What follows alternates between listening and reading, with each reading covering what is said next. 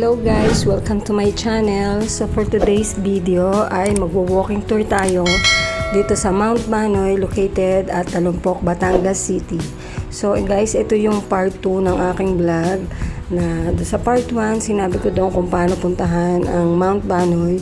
So dito naman po ay ipapasyal namin kayo kung ano-ano pa yung magagandang pwedeng pasyalan dito sa Mount Banoy.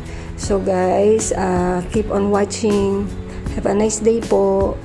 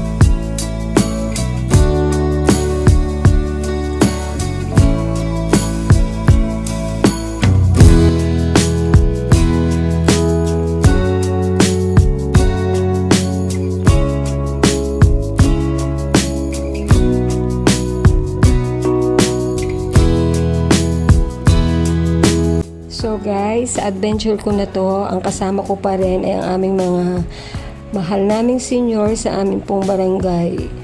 Sila po yung nasa 60s and 70s years old na po. So imagine nyo guys, nagplano talaga sila na pasyalan itong Mount Banoy na alam naman nila na hindi na ganun kalalakas ang kanilang tuhod. Pero agresibo pa rin po sila na akyatin ang Mount Banoy. So ako naman po guys ay sumama lang din sa kanila kasi nataon po na maluwag po yung aking schedule at masaya po ako na nakasama ko po sila in one day. So yan guys. So samahan nyo pa rin ako at I hope po na panoorin ninyo ang vlog na to hanggang dulo para makita nyo rin po kung gaano kaganda ang mga pasyalan dito sa Mount Banoy.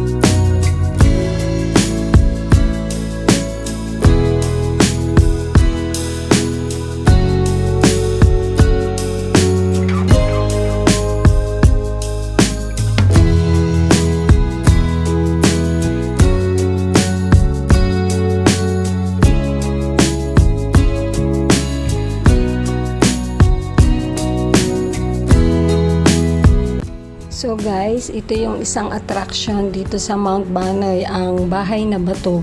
Sad to say po, pagpunta namin dito ay naka-close po ito. Kaya hindi po namin nakita yung loob. Kanina po kasi pagpunta namin dito, dumiretso lang po kami dun sa Mount Banoy viewpoint. So hindi po namin muna nadaanan tong Bahay na Bato. Supposed to be ito po yung mauuna sa mga attractions pag akyat po ninyo dito sa bundok. So after namin po dun sa viewpoint, tsaka po kami pumunta dito sa Bahay na Bato. Nung time po na kami ay pauwi na. So wala po kaming ginawa dito kundi nag-groupie na lang, picture na lang po. Para at least hindi man namin napasok ang loob nito, meron din po kaming souvenir o photo remembrance dito po sa Bahay na Bato.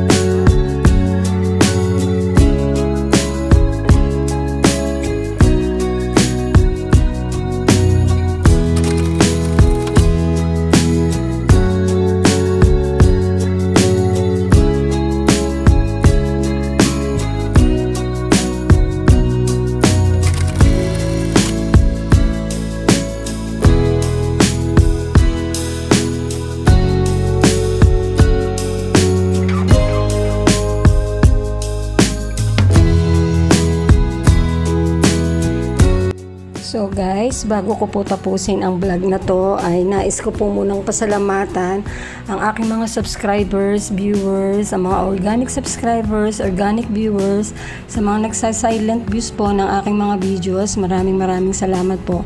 Ganon din po sa aking mga whitey friends.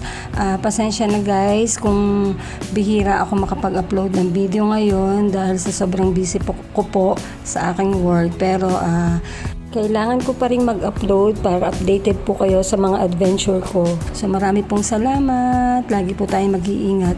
God bless. Bye-bye.